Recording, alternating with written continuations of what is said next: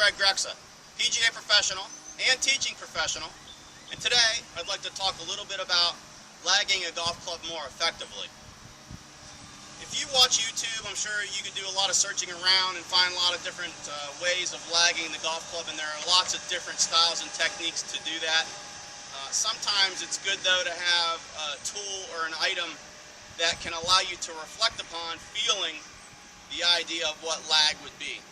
We use a lot of different analogies when we teach, throwing a baseball, throwing a frisbee, and things like that, as kind of a resemblance to applying force to the moment of impact. In other words, releasing it on time. Now, in the case of this little device that I put together, what I've got is I have an object that can slide up and down the shaft pretty easily, actually.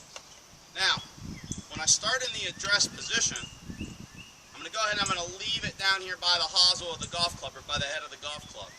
As I start to swing it, what I'm going to do is I'm going to let it load back to my hands.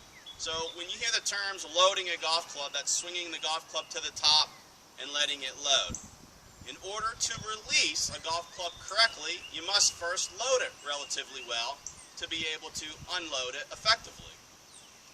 When we swing the club to the top with this homemade device on here, we're going to swing it up to the top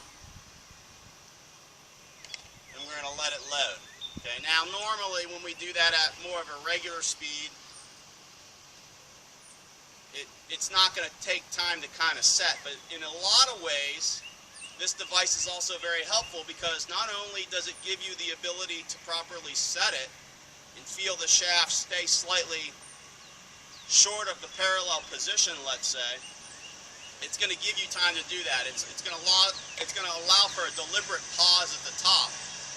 Now that's probably, again, not going to happen when you're swinging for real, but it's a great feeling to have when you're trying to load the club effectively and also lag it better. So we're going to swing it to the top. We're going to let it load. Now, we're going to keep that piece right by my hands, and then we're going to snap it. Okay? The most common mistake people make is they get up here and they start to throw that angle away way too quick.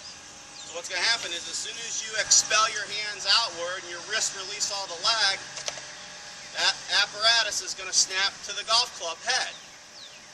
What we want to do is we want to keep that apparatus as close to your hands for as long as you can maintain it, and then snap your hands at the ball to release the golf club on time.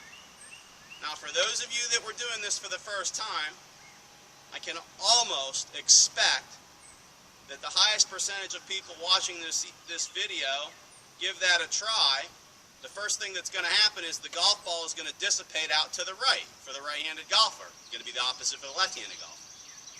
But if I'm late with my release, and I'm normally used to snapping my hands too early and releasing it prematurely, I'm pulling the golf ball back online. So in this case, I'm going to actually wait a lot longer.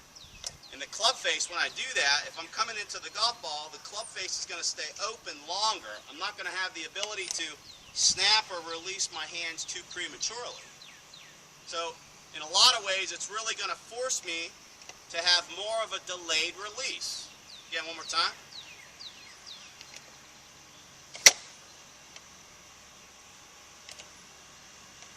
So, if you want a little bit more lag, if you want to create more whip through the ball, if you want to have constant acceleration as opposed to stalling in your golf swing, this would be a great drill for you.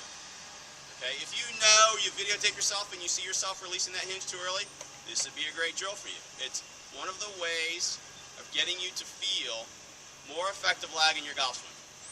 If you have any more questions about lagging the golf club and creating more speed through impact, please consult your local PGA professional, and I'm sure that they may have a couple of ideas to help you get better at your game.